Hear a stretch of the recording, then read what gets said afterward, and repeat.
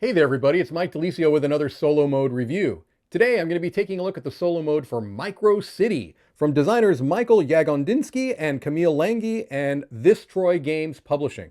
Micro City is a small box card game where you are trying to build a particular building and utilize your resources in the most efficient way. Let's head over to the table. I'll give you a brief overview of how the solo game is played, then I'll come back here and give you my final thoughts.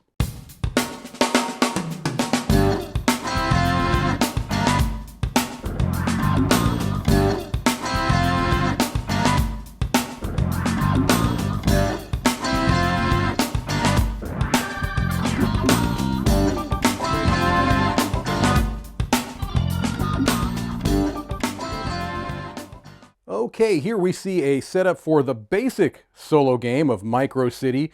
There are extended modes and challenge modes that can make the game more challenging, last a little bit longer, but for the purposes of this, I'm just showing you the most basic version of the solo game. We've got our basic building card here and kind of the setup as shown in the manual. All right, we've got our little cheat sheet here, and it's going to tell you the phases that you have to go through, the 4 phases that you go through in a round. So basically speaking, I've got 10 rounds to be able to complete this building card. And I complete this card by having those particular resources as it shows on the card here and taking a building action. Then I have to make sure I've got one of these investment markers that look like little houses to be able to place onto that card. If I can fulfill all 4 of those before that 10 rounds is up, then I win the game. Otherwise, I lose. I start the game with 0 of my resources, 2 money. All right? So, first thing you do is you have your 2 dice, and you go ahead and roll those dice,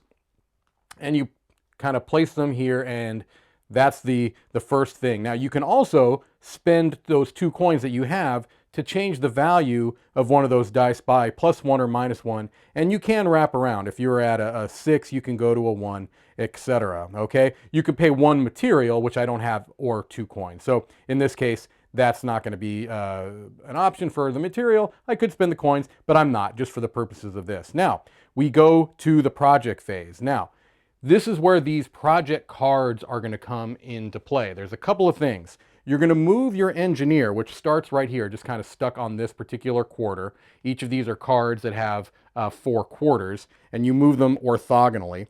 And in the upper left of the card, it'll show you how far you're moving it. So in most cases, 1, a couple of cards I have allow me to play 2. And when you move your engineer, you're going to be able to take the action of whatever quarter you land on. So for example, I know that I need 2 wood to be able to build this aspect of the building, and there's a spot here where I can get wood, but I'd have to use one of my 2 cards. All right, I do have a 2 card that shows a 3 die on it, but I don't have a 3 die there. So if I wanted to take some advanced actions, I might be looking at this 4 or 5 card to play. Now, let's just say, for example, that I'm going to play my 5 card here, which allows me to move 1 space. All right.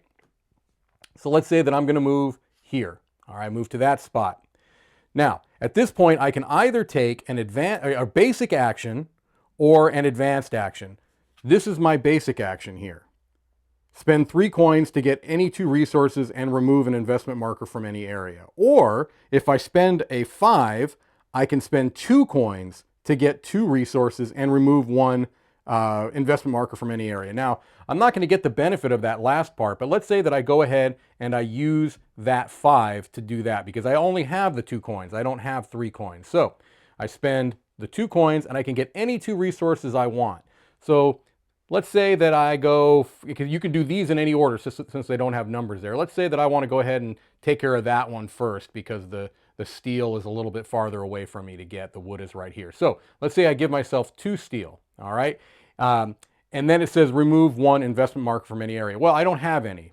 And the reason why you'd want to do that is that these are finite resources. They can run out. And you can really get into a, oops, that was a 4. You can really get into a position where you're stuck and you need to get those back off the board.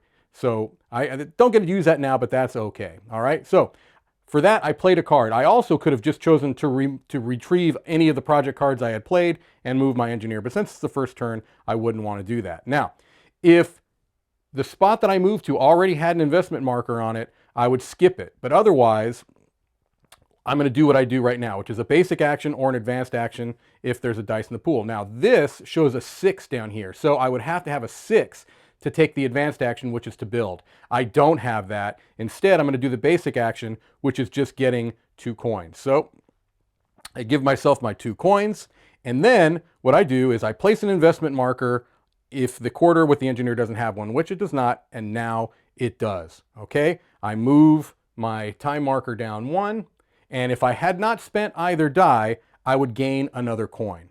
All right, and so that's what I'm going to continue to do. I'm going to continue to move about the map here, playing project cards, trying to be able to get these build actions. So if I was able to on the next turn, be able to trigger the advanced actions for one of those. So let's just say, for the purposes of this, I've got a 1 and a 5 here.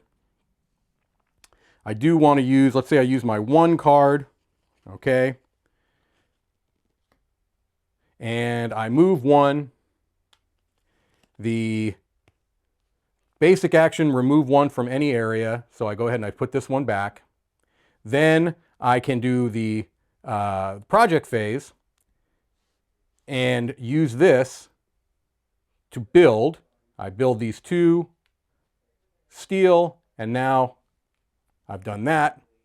End of this phase, I put this here. Okay, so I've got to be able to do all that in the time that I have, being able to manipulate these investment markers, and there's a number of cards that allow you to retrieve them because you're going to need to.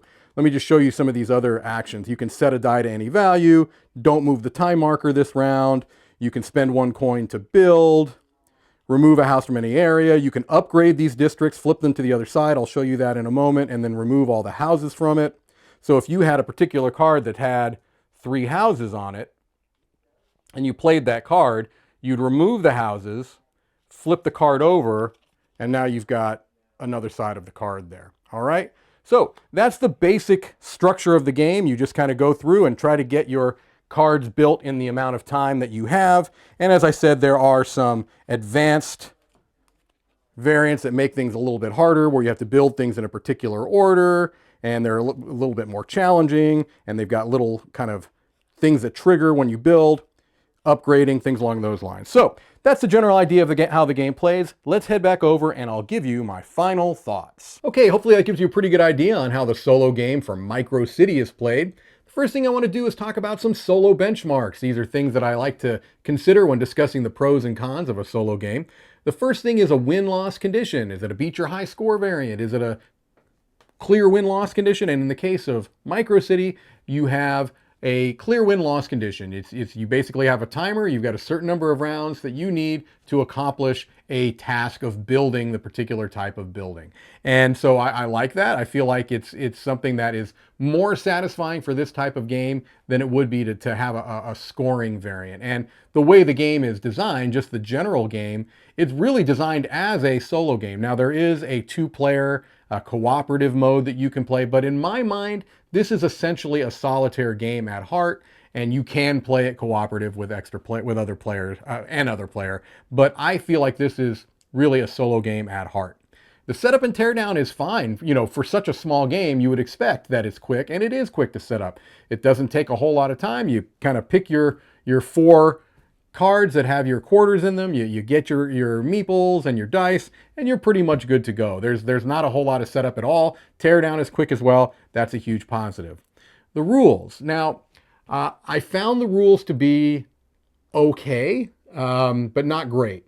I felt like there was some, I don't know, organizational issues, I think is the best way to put it. I didn't feel like the rules were necessarily organized terribly well. I didn't feel like I understood how to play the game just by reading the rules. It was one of those games where I read the rules, and then I read them again, and then I set up the game, and I tried to go through it step by step, because I didn't feel like I was ready to just go and play by having read the rules. Now, I was able to get it, but I just felt like the rules could have been quite a bit clearer so that you had a better sense of how the game flowed, how the actual structure of a turn went. before you actually had to kind of get in there and move things around. I didn't feel like I learned the game until I played through really a full game. Art and components. It is, I would say the art is functional but not exciting. It's clear, and that's to be positive, a thing of positivity. But I did feel like some of the icons were pretty small. Now, again, it's called Micro City. I understand that you have to put, small symbols to some extent, but I do feel like since the art on the cards is really just there for aesthetics. It doesn't have a lot of functional value. I mean, I know the color means something, but not a whole lot. I really feel like they could have made the symbols larger on the card so that you can more clearly see what was what on your little table there. So it was functional, it was fine, but it didn't do anything to inspire or excite me. It wasn't a game that on the table I was like, oh yeah, I can't wait to play this. I don't think it's a game that if someone was walking by, I don't think that they would be taken in just by the art and aesthetic of it alone. I thought the actual component quality was good. The card quality was fine. The wooden meeples were good, and I especially liked the screen printed meeples. I think that's always a plus. For some reason, it really does make a difference to me. Just that little bit of extra, I think helps. And it did help me feel a little bit more immersed in what I was doing to have my screen printed engineer there as opposed to just a plain wooden engineer. So I appreciated that, and I thought that was nice. So for the overall solo experience of Micro City, it was a game that there were aspects that I enjoyed and aspects that I didn't quite enjoy. I want to start with the things that didn't really work for me. First of all, I felt like the structure of the game was a little bit unintuitive. It felt a little clunky, maybe a little too mechanical, where step by step by step, okay, it just didn't flow. It didn't have a natural flow.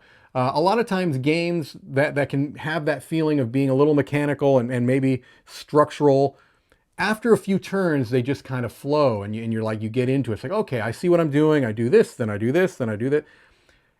I don't know that I ever really got that feeling of flow in Micro City. I always was checking to make sure that there wasn't something I missed. Okay, did I do that? Okay, I'm using the die for this part, but I'm not using it for that one. Do I get my coins here? It didn't feel natural. It just didn't flow. I don't know how else to put it other than that. So overall, I feel like this was a game it's a nice puzzle as a solo game, but I don't know that it has a whole lot of replay value. I don't know that each game is going to play out fundamentally different from another. I know that you can raise the challenge and you can have some cards that make things a little bit more challenging and that you have to do things in order and they might trigger different little effects. But overall, I feel like when you play the game from one game to the next, they're going to be very similar. So not a bad game, a nice puzzle, but a little too mechanical, unintuitive, and clunky. For those reasons, I'm going to be giving Micro City a 6 out of 10. It's got a small box, it comes out quickly, and so that works for it, but I just wish it flowed a little bit better, it's maybe a little bit more exciting on the table. Thank you so much for your time as always, and have a great day.